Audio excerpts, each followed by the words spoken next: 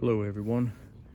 So I survived the great freeze of 2021 here in the Houston area. It got down to 12 degrees here at my house according to my weather station. It was actually 13 the first night and then 12 the second night. Only got up into the low 20s that day. So we had an extended period of time where we did not have electricity.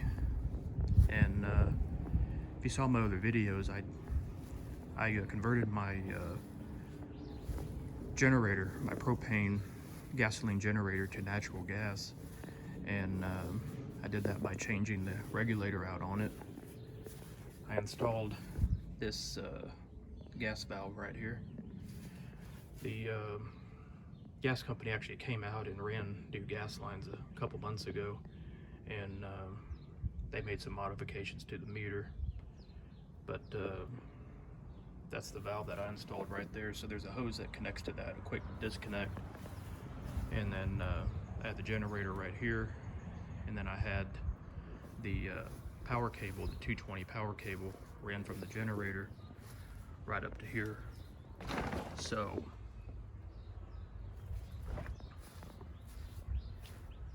I went go in here, you flick the main off, but this lifts up, and then you turn on the 30 amp breaker.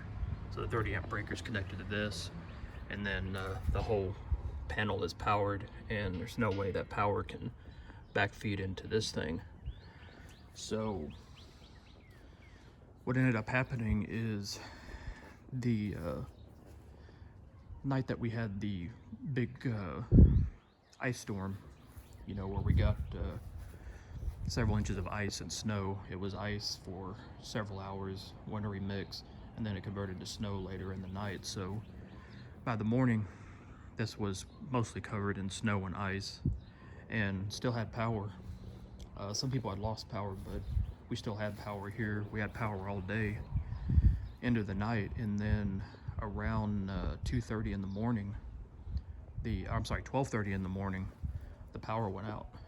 So I managed to sleep through it, and around 3:30 in the morning, I woke up freezing cold, and it was 58 degrees inside of my house. So my house went from around 70 to 58 in about 3 hours, and it was 13 degrees outside. So I just set up a saltwater aquarium. So I was worried more than anything about my saltwater fish potentially dying from the water getting too warm, or too cold. But I was also concerned about the pipes freezing because it was so cold outside. So I got up, got dressed real quick, and got out the generator right here.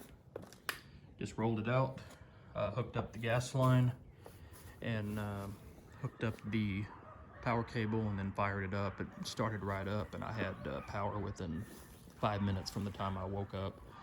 And heat came on, brought the temperature back up in about 20 minutes, and then I fell back to sleep. Just woke up, just kept the generator going all day, and I ended up turning it off for about 2 hours that afternoon, just to kind of give my neighbors' ears a rest, because this thing is pretty loud. And then I ended up firing it back up, and then around I guess 8:30 at night, power came back on. It stayed on till around 2 in the morning, and then went back out again. And then around 5:30 I woke up, same thing, freezing cold.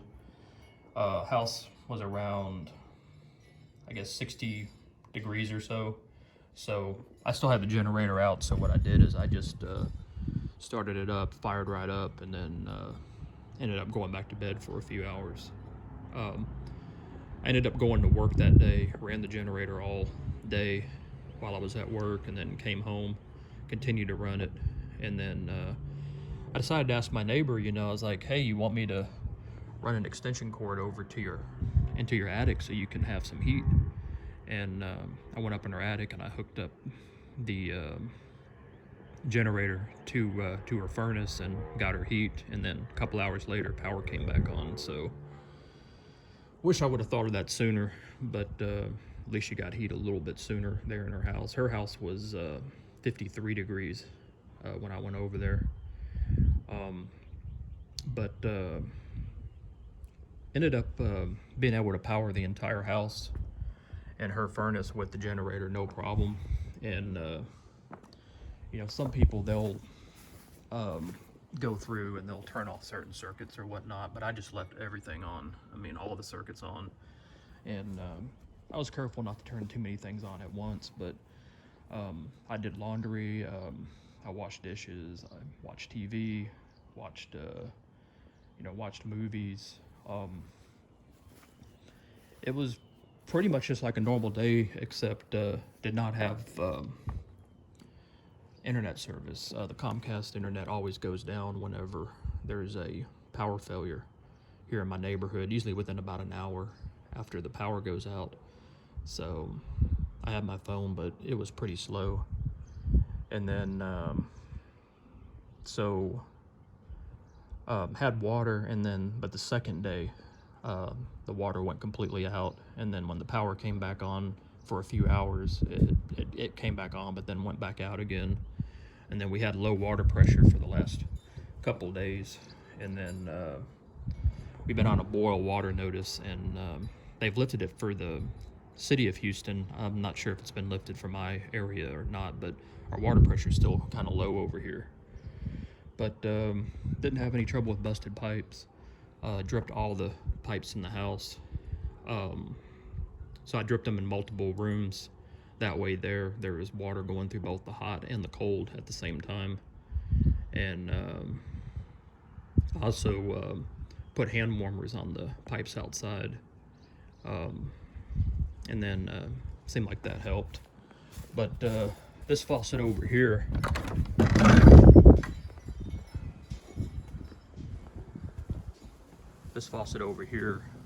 froze like 3 times. I had to keep coming out and unthawing it. I had this on here, plus I had one of those styrofoam covers over it, and I had the hose off of it, but it still froze, but it didn't break. I know several people that had broken pipes because they were partially probably because they were without heat for so many hours, and they probably only dripped maybe 1 or 2 faucets, but ended up doing pretty well. I'll see about posting the picture of what my backyard and front yard look like with this video, but yeah, it was pretty crazy here. It was extremely cold. Wind chills were close to 0 degrees at times. Roads were icy, and what really sucked was just having the power outages. But the generator definitely made life way easier for me compared to what other people went through. So yeah, so I really can't complain too much about it. So we'll hopefully not have that anytime soon. It seems like those type of freezes come about every 30 years around here. Last time it happened was in '89. It actually got down to 7 degrees back then, and we had the same problem with busted pipes, but there was not a problem with the power outages because